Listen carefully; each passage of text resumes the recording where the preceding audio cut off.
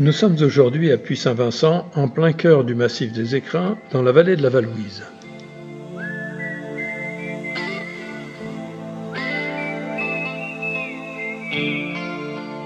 Puy-Saint-Vincent, c'est une station de ski construite à partir de 1968 sur 3 niveaux, 1400, 1600 et 1800 mètres.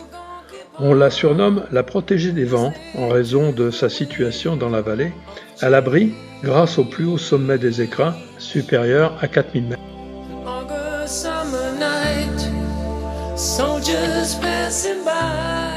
Son exposition vers son nord lui permet d'avoir une bonne quantité et qualité de neige sur 75 km de piste entre 1400 et 2700 mètres d'altitude. C'est une station qu'on affectionne particulièrement pour y randonner fréquemment en raquette à neige sur les têtes, la Blanche, la tête d'Auréac ou la crête Réchard.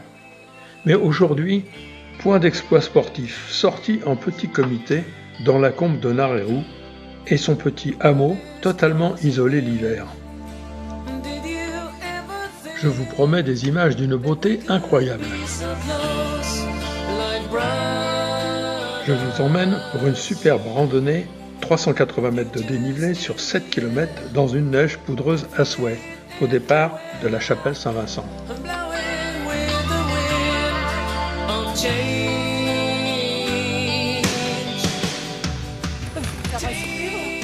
Voilà, les raquettes sont chaussées, nous sommes sous la vigilance de l'ODVA, c'est parti.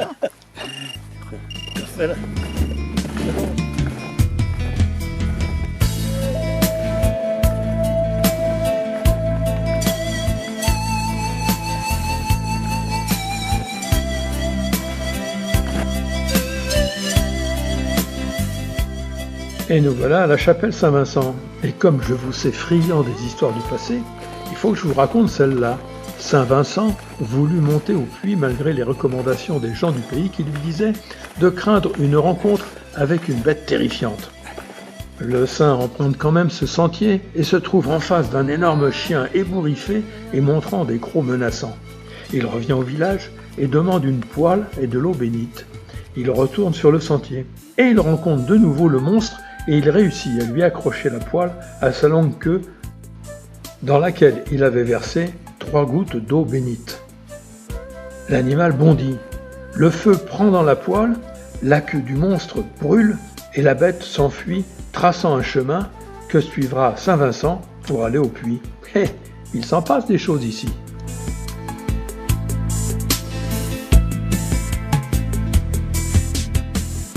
Nous suivons le torrent de la combe de Narérou qui a longtemps servi à irriguer via un canal les cultures du village.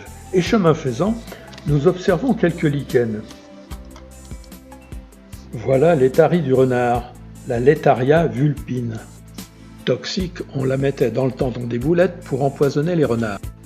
Mais c'est un indicateur de bonne qualité de l'air car il disparaît avec la pollution. En résumé, ce lichen n'est pas seulement un lichen joli et dangereux, c'est un baromètre écologique, hébergeur de micro-vies, acteur discret, mais clé des écosystèmes alpins et autrefois utilisé comme outil de régulation des prédateurs.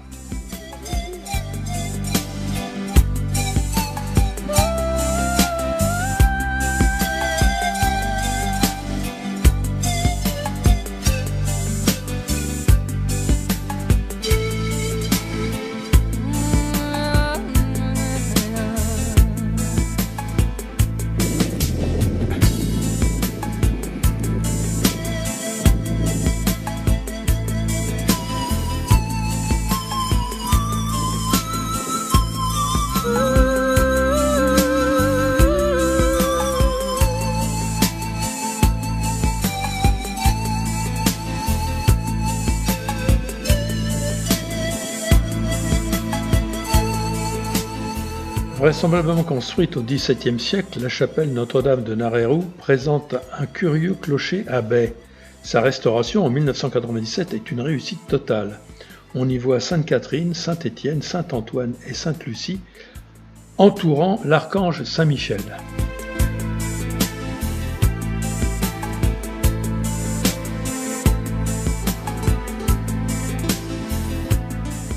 Au retour d'une randonnée sur la crête Réchard, Nous avons découvert les chalets de Narerou, c'était il y a 16 ans, voyez plutôt.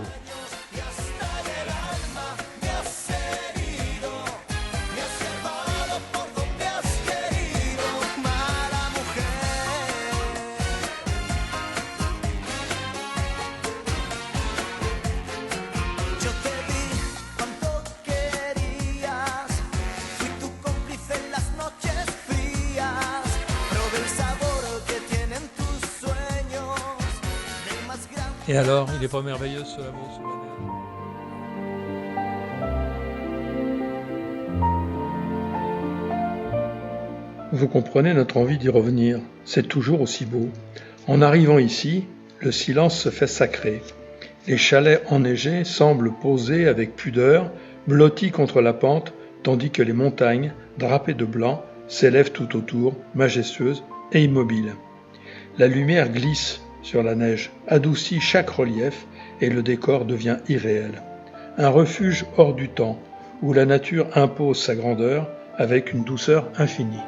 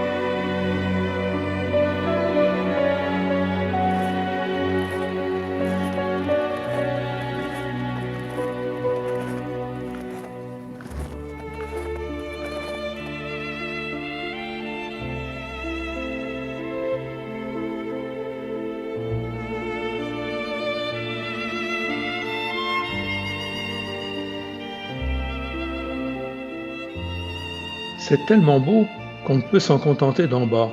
Alors presque instinctivement, on prend un peu de hauteur. Notre Francis nous installe un fauteuil d'orchestre pour se substanter d'abord, mais surtout pour élargir le regard et laisser le cœur suivre. De là-haut, le vallon s'ouvre davantage, les chalets deviennent des points de douceur dans cette blancheur immaculée, et la beauté, encore plus vaste, oblige au silence et à l'émerveillement. Et tous les trois de se dire « Mais bon sang, qu'est-ce qu'on a eu raison de faire cette randonnée ?»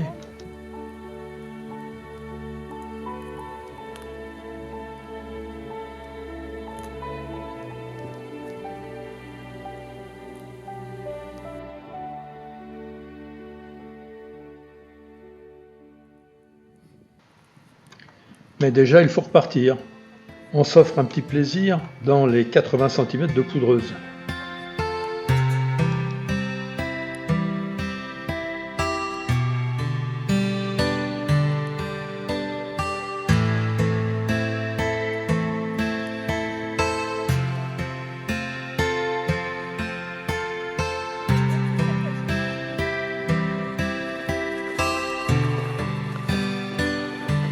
C'est un crève-cœur que de quitter cette beauté et de tourner le dos à ce paysage.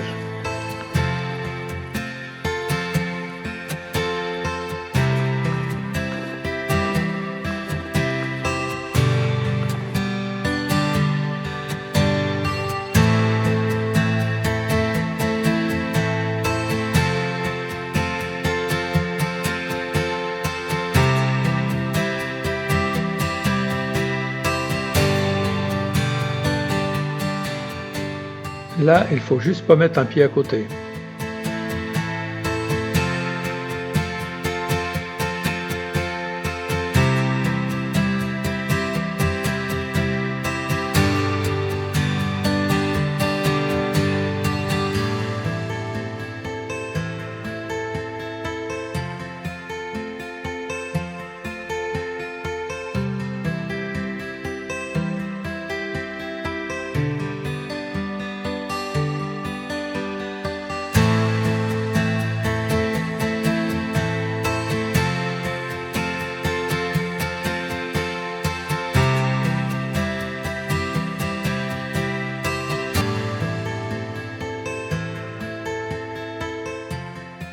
Tiens donc, des crottes de Dahu.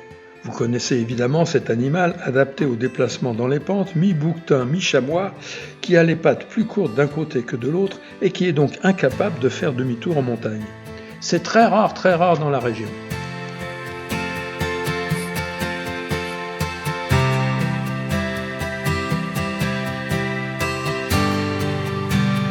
Voilà, et on retrouve la chapelle.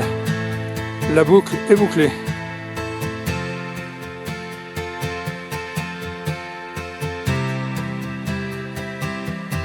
Ah, l'arrivée est proche.